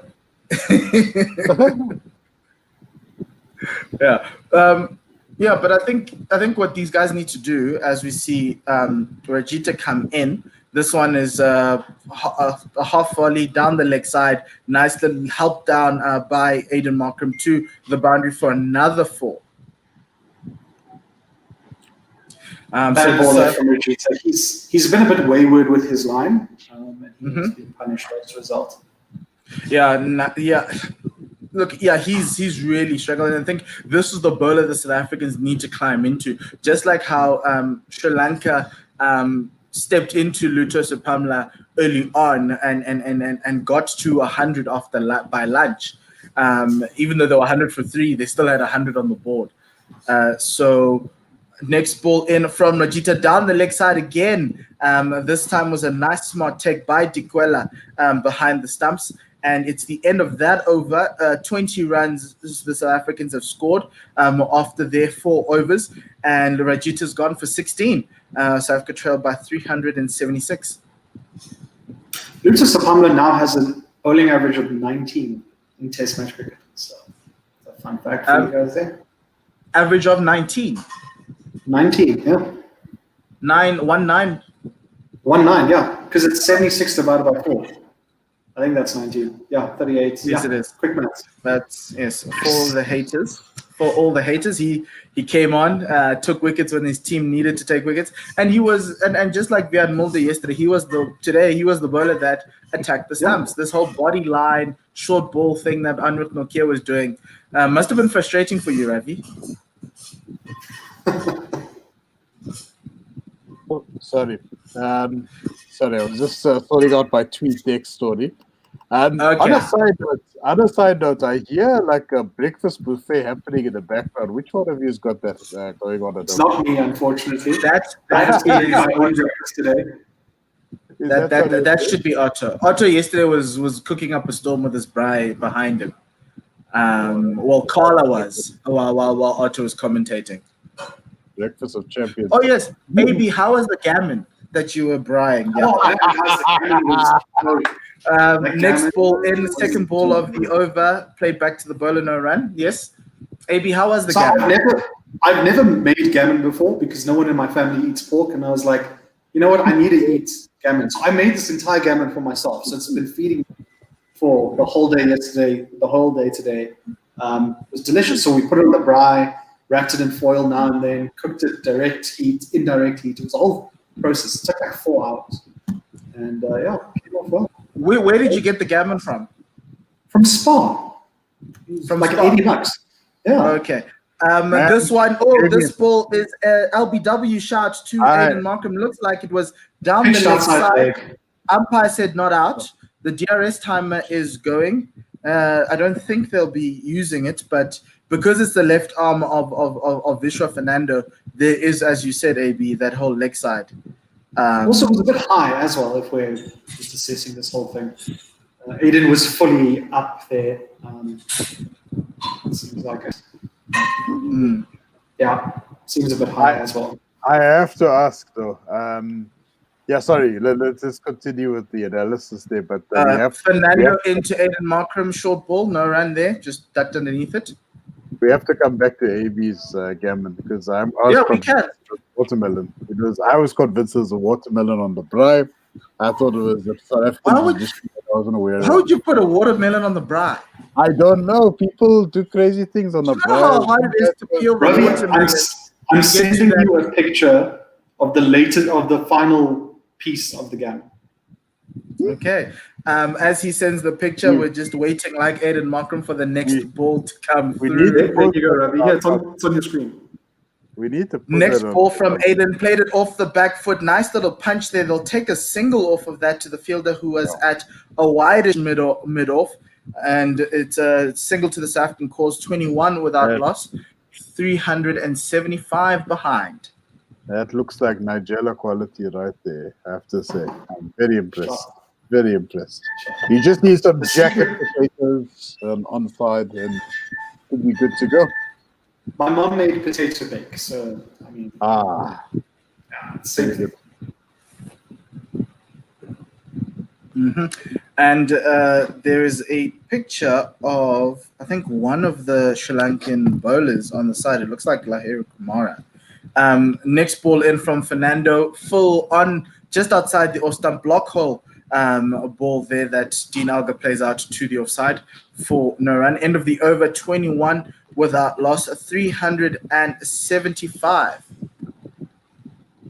Ravi, are you expecting a change of bowling now? Not really. It's 5 overs in. Okay. He's been expensive with Gita, but okay. Yeah, South Africa's run rate so far is the day 2 run rate is a 4.81. I think the South Africans have scored 24 and 5, so they're just around 4, just under 4 there to the over. Ravi, any tweets that side? When you say tweets, to the Guerilla platform or one WSR? Guerilla. This ball played off the back foot from Majita by Aiden Markham, no run. Yeah, I don't see anything. I mean, the last thing I've seen.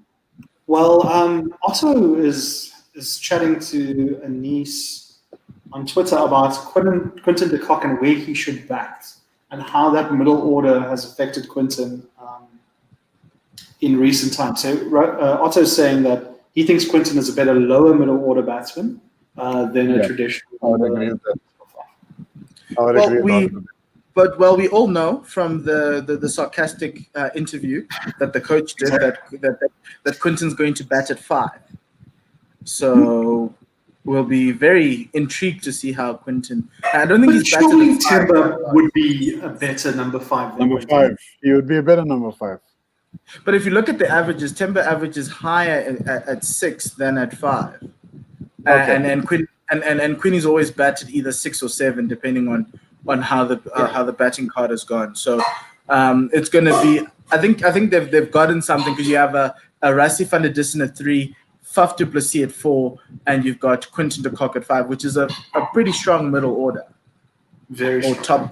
top to middle order. Looks like we just have a break in play right now. Mickey Arthur's looking for someone in the dressing room. A friend of mine texted me the other day about Mickey Arthur, and I need to read it to you guys. I just need to find this text. So he said Rajita's coming off the field, by the way, just to let you know. Rajita's out. Oh, goodness. Yes, dear. and so Rajita's coming off the field. He's gonna go with the physio, and Dustin Shanaka, right arm medium, also one of the guys this morning who was putting South Africa to the sword. He's an all-rounder. He's gonna come in and bowl a little bit. Remember, this team doesn't have Angelo Matthews, which I think is a massive loss for them. Right. That's right. Yes, your message about Mickey Arthur, So, AB? he asked, is Mickey Arthur the trailer park trash Jake White of world cricket? Wow. Okay. I shame him. Look, he's a how do I put this? He's a mercenary coach. I would classify Mickey Arthur anything as a mercenary coach, to be honest with you. Yes. First ball from Shanaka, right arm over. This one very wide and seaming away from the right-handed Aiden Markram. No run there. Let's look at Mickey Arthur's CV. Who did he have after South Africa? Australia, right? Australia, Pakistan, and Sri Lanka, I think twice. I think he was also Bangladesh somewhere as well. No, that was Russell. Oh, yes, Russell Domingo. Yeah. Yes, Shanaka in next ball of his over, played out to the offside. Nice little tighter line for him now, and played to the offside. No run. And Tom, what's the deal with Neil Mack? Is he actually involved with SA Cricket, or is it just a rumor? Or Neil McKenzie. Yeah, Neil McKenzie. Okay, well we'll chat. We'll chat about him after this ball. Shanaka with the number 7 on his back, bowling to Aiden Markram. This one outside the off stump. Nice little tight line again, very straight from Shanaka. 123 kilometers per hour that ball, and played out to the offside. Neil McKenzie is the batting lead for Cricket South Africa. So he is in charge of literally all batting across the different levels. And at the high performance center, he'll travel to see the teams domestically, check how people are batting. And so he's not necessarily a consultant. This one down the leg side, played by Aiden Markram. The line from Shanaka was very nice for him. And it's down to the leg side for a single. And so that's why he is. He's not a consultant with the team, although if the team do need him, he can always come in and be the batting head. But he's in charge of batting from a director of cricket point of view. So at Smith's level, he's the guy in charge of batting below him, who's going to look after pretty much all the batsmen across the different levels, domestic. I don't know if he goes into the women's game, but I'm sure if the women wanted Neil Mack to come in and help, I'm sure he would do that as well. Interesting to note there was a no ball there called, I think, by the third umpire. Oh, very nice. So Shanaka into Dean Alga. He's gone around the wicket this time to the left-hander, and Dean Alga just played that ball that was straight down to the fielder at mid-wicket on the square. No run, 23 without loss. So allegedly, Rajita may have a groin injury, which is not good if you're a fast bowler. Or yes, another no ball has been called by the umpire, so Shanaka has to bowl that one again. So 2 no balls in this over from Dustin Shanaka. And this one's a full one, fourth stump line. Dean Alga just prods at that one very nicely and gets a bit of bat out to the fielder at extra cover, no run there. So this over has had 1 no ball, a single and a no ball, and the total is 24.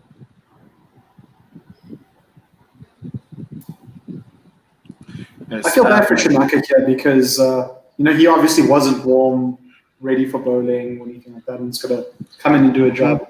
It's never easy. Yes, to end that over, nice little ball outside the off-stump, fuller one, and played out to the fielder at mid-off for no run. So Rajita bowled one ball in that over, and Shanaka then took over the rest and bowled the five balls there. So South Africa 24 without loss. And another good thing about we were talking about this yesterday about the umpires. So we saw Aludin Palika as the third umpire, and he's been doing all the no balls, and he's been doing a great job and all the reviews and everything else.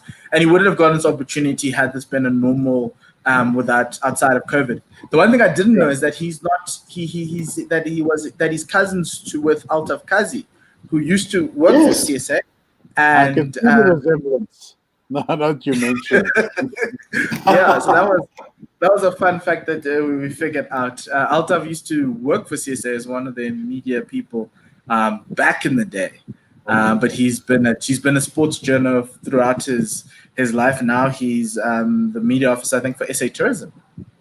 Next over in, and Vishwa Fernando starts very badly, a full length ball outside the off stump, driven down the ground by Aiden Markham for 4. That's a beautiful shot there. If you ever needed to see a straight drive from Aiden, this one is it.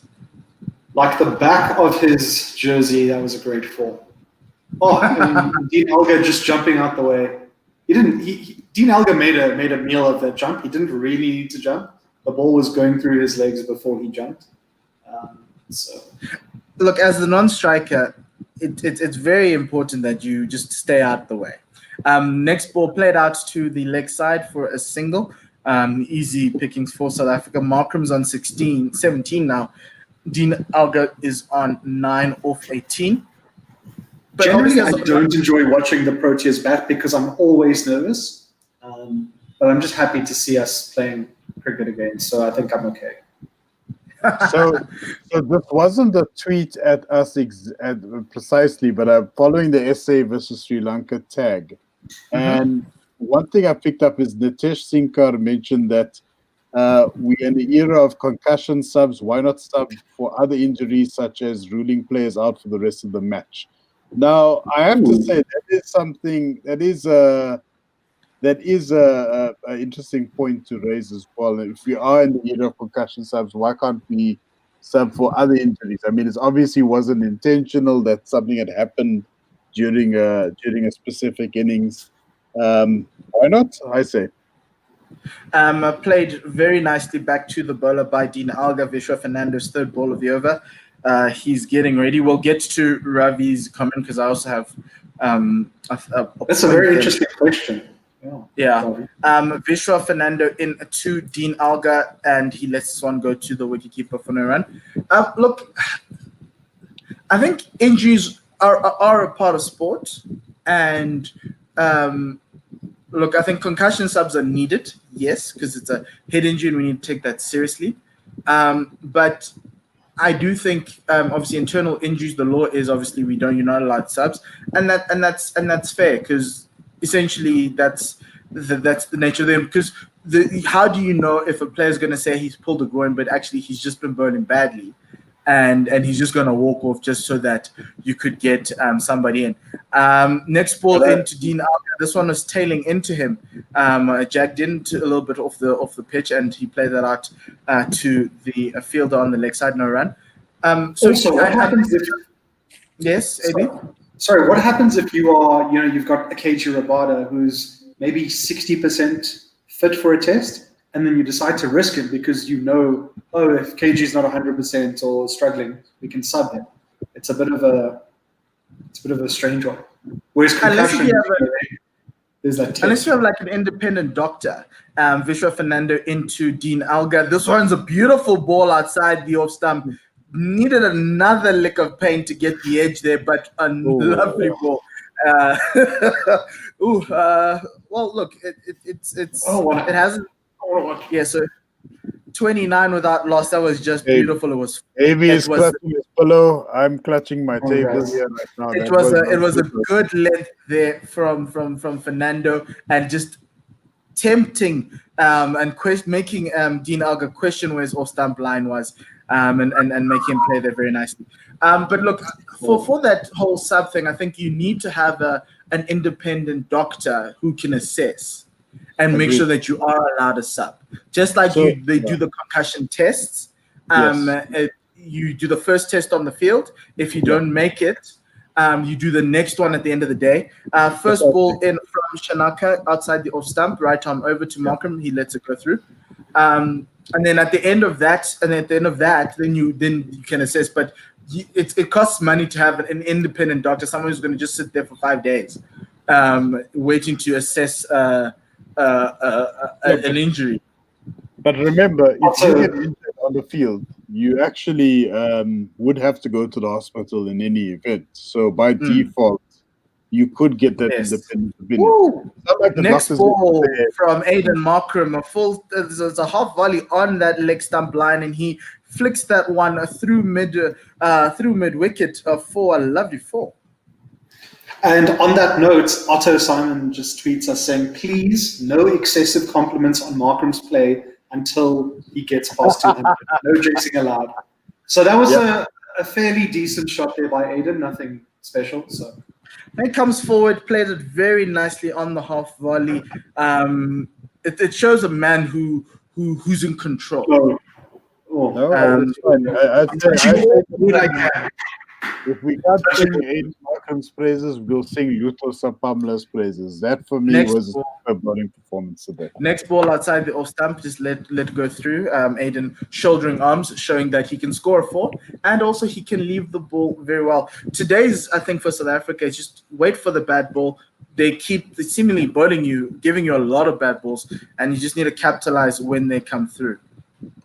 Definitely.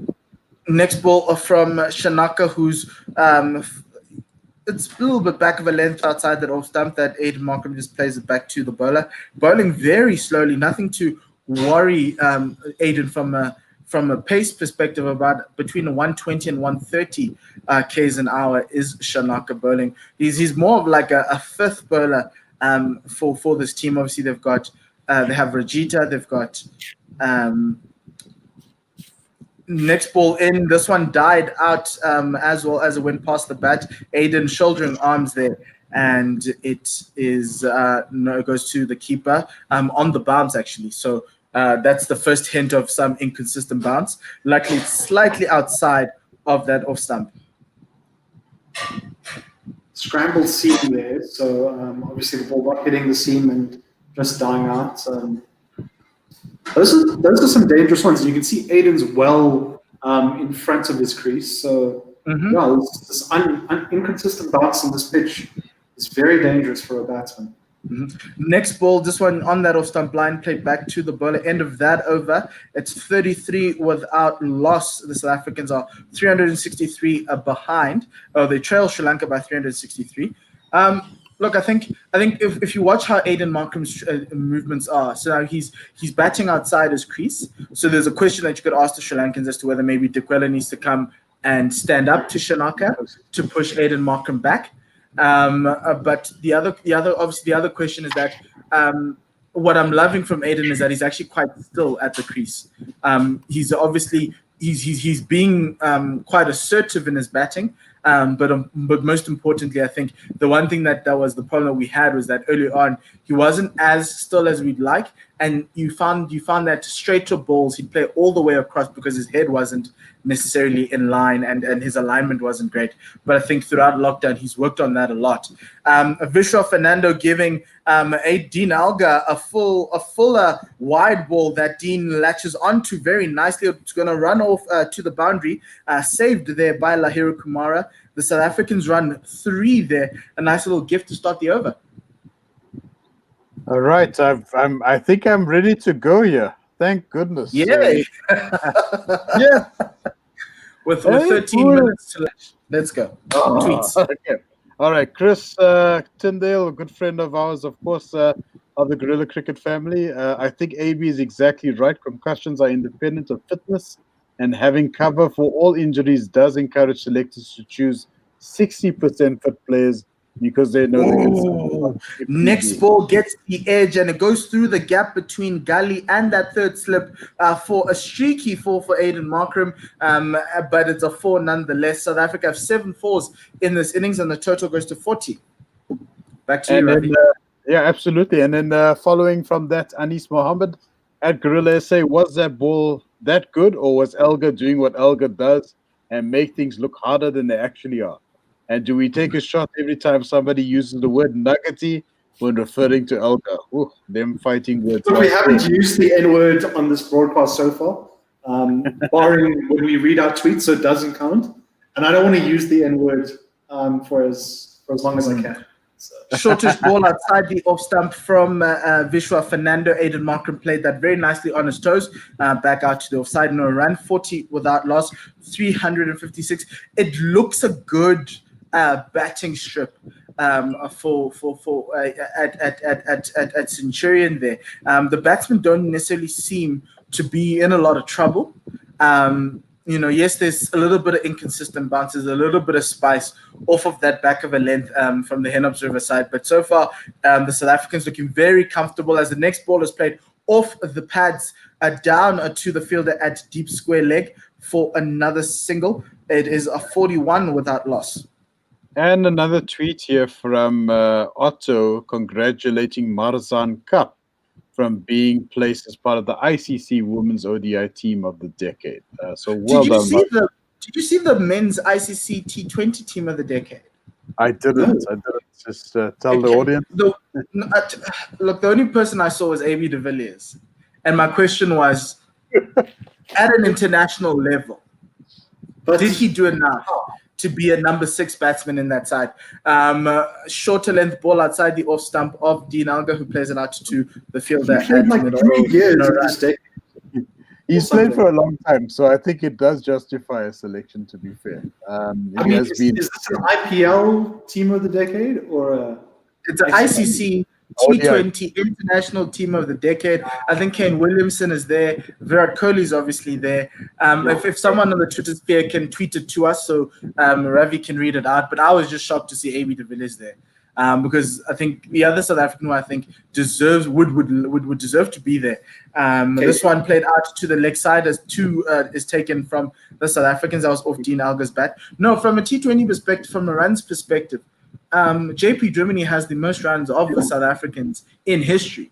He has the most T20 runs ever. And I get AB de Villiers from and I think we should distinguish between AB de Villiers, the batsman for the domestic player, for franchises, the T20 mercenary, and AB de Villiers for South Africa in T20s, because I think there's a massive difference. If it was an ICC ODI team of the decade, most definitely AB de Villiers deserves to be there. But yeah, I was just surprised. I was like, wow, AB's got a lot of fans in ICC. So it wasn't a fan voting competition or anything like that. This is the ICC. I don't know. Maybe there was voting. Well, if there was, then it makes sense. But I do think the whole AB being he's a great domestic player. Like honestly, like BBL, IPL, he's impressive. But for South Africa, we've just always wanted him to show us a little bit of that form. There a little bit more. I could tell you now, Luther Sopamla is presently trending on Twitter right now. He's nice, a 6 Yeah. Unfortunately, AEW wrestler passed away and that took precedence. So he's on top of the log for now. Who's this? He's actually a former WWE wrestler. His name is Brody Lee. He was one of the Wyatt members, the Wyatt family members. Okay. First ball of Shanaka's over is outside the off stump. Aiden Markram shoulders arms to that one. No run. This whole over thing where they bowled 1 ball and the other dude bowled 5 balls is really killing my OCD now. Trying to keep track of. I cannot deal. Oh, I'm gonna hate watching this. So Shanaka's at 9.1 over the South African innings is 9.1 over. Shanaka's just bowled the second over. Oh no! Can't someone just come in and bowl one ball at the end of this over? And oh no! the last over before play? The last couple of balls? No, we've got 7 minutes until lunch, so we probably have 2 overs left. And so these two are going to want to make sure that they do not lose their wickets. And Nirishan Dikwela has listened to me. He's come up to keep up to Shanaka, who keeps Aiden Markham in his crease. This one just played out to point. Nice little tight line outside the off stump from the, I don't know if you could call him a dibbly doubler. Is 120 dibbly doubler pace? But it feels dibbly doubler. That's pretty quick for a dibbly doubler, to be honest with you. I'll tell you what a dibbly doubler is. Mark Elam, former England paceman, inverted commas. Notice the hint of sarcasm there. This ball down the leg side, played by Dean Alga for Aiden Markham for another single. His total is 27. Yes, Mark Illingworth. Mark Elam used to bowl at 110, and they used to refer to him as a dibbly doubler bowler. He'd only do well in 2 conditions: one in England, and of course in Australia, in New Zealand as well, where you've got these small grass-like wickets where imaginary magical things can happen if you're a dibbly doubler bowler. Okay. No, many magical things can happen. Another dibbly doubler bowler who I wanted to see, maybe if Sri Lanka scored 500, is Temba Bavuma. This ball is played right arm over to the left-handed Dean Alga. It's a little bit wide. The Dean just played that out to the offside. The fielder at backup point had to go to his left to collect that ball. 44 without loss, with the South Africans taking a single. Only a single. There was time to take 2, but Dean was taking off his helmet, his gloves, just checking everything was good. Look, these two bat together. Yeah? Yeah, good. Shoot. No, I'm just saying these two bat together for the Titans, and they had to set out a stall. So why are we looking for 2s that are necessary? No. I'm just saying. No, but we want Aiden to bat 2 days, right? We want South Africa to score 700 by the end of tomorrow, right? That is true. And Aiden is so far out his crease, he may as well be at the bowler. Wow. Yeah, well, Shanaka is bowling the next one. Dikwela has gone back to his normal position, and Aiden just shoulders arms to that ball. Slightly quicker, it's 130 Ks, 130, I think 132 Ks an hour there from Shanaka. And he's got 3 slips, a gully, 3 slips, a man at backup point, a cover, extra cover, and then 2 fielders on the leg side. And the next one just played out, let go by Aiden Markham. He's looking to just let it go and get his team to lunch. Yeah, that's good. It's some good batting here by Aiden. He's looked solid. He looks a little bit confident. He looks measured. I'm liking what I'm seeing from him so far in this hour. So, interesting enough, as far as the ICC awards go, ICC Men's Associate Player of the Decade is former South African Kyle Kutzer, who's playing for Scotland at the moment. So he won an award quite recently, scoring 2,277 runs at an average of 45.54 in ODIs. So the last over of the before lunch, we're going to get a little bit of a treat. So you guys know that I love leg spin. So Wanindu Hasaranga is going to bowl his right arm leg break to the South Africans. And this is a good move. This is where I get I'm going to be so stressed out in this over. Guys, it's just one over. And then we've got lunch. The worst part of it all is we're not smokers like Ravi in there and Otto. I mean, those guys, bring out the Peter Stuyvesants and they can sit through a session like this. We are now there. First ball outside the off stump of Dean Alga. He comes forward. There's a stumping chance.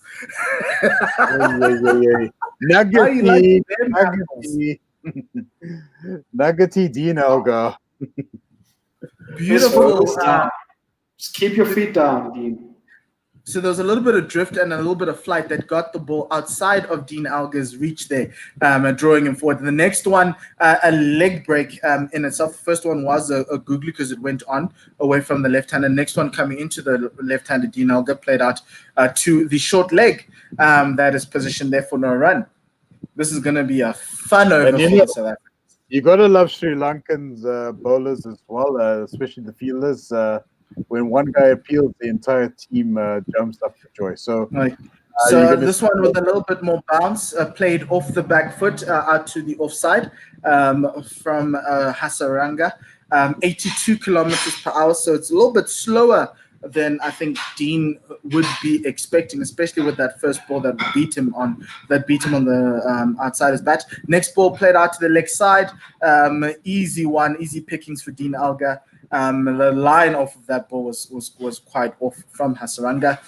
Total is now 45 off that single. And if Aiden decides to take a single, Dean is saying no. Dean wants to go to lunch, he wants to have his pasta. I think he's actually walking up to Aiden and saying, listen, bro, no running now.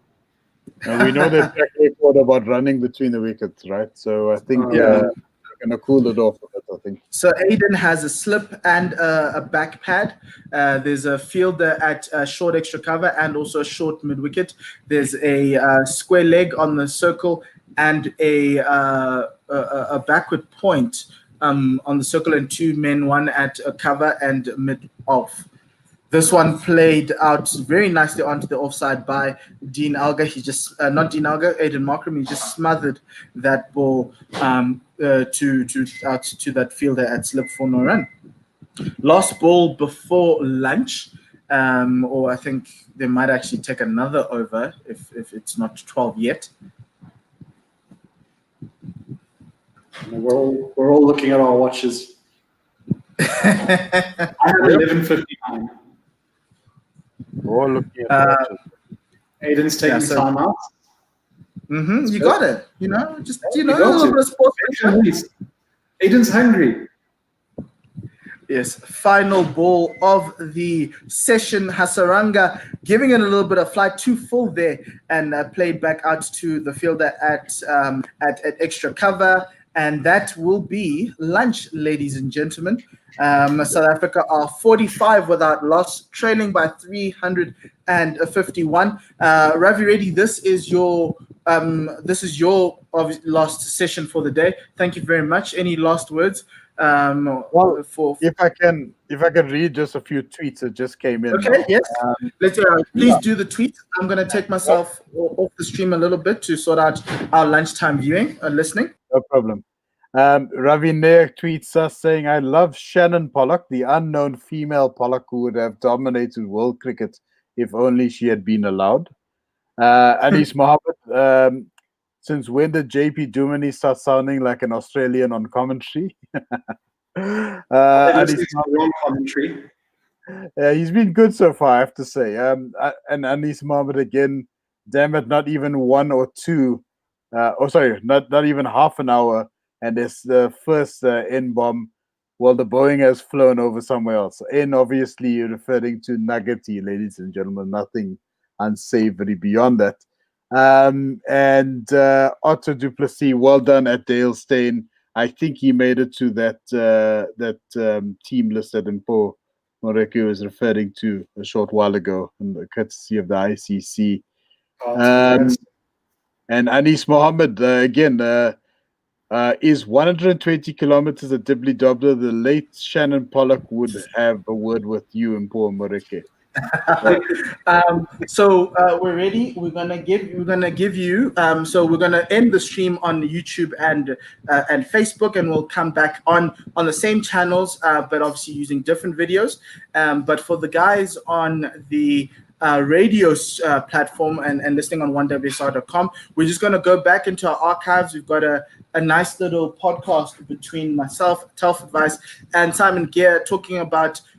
In February about what was going on at CSA, just to remind you of the year that was the year of our Lord 2020. But from ourselves, thank you. We'll see you at 22-1 for the start of the lunchtime session.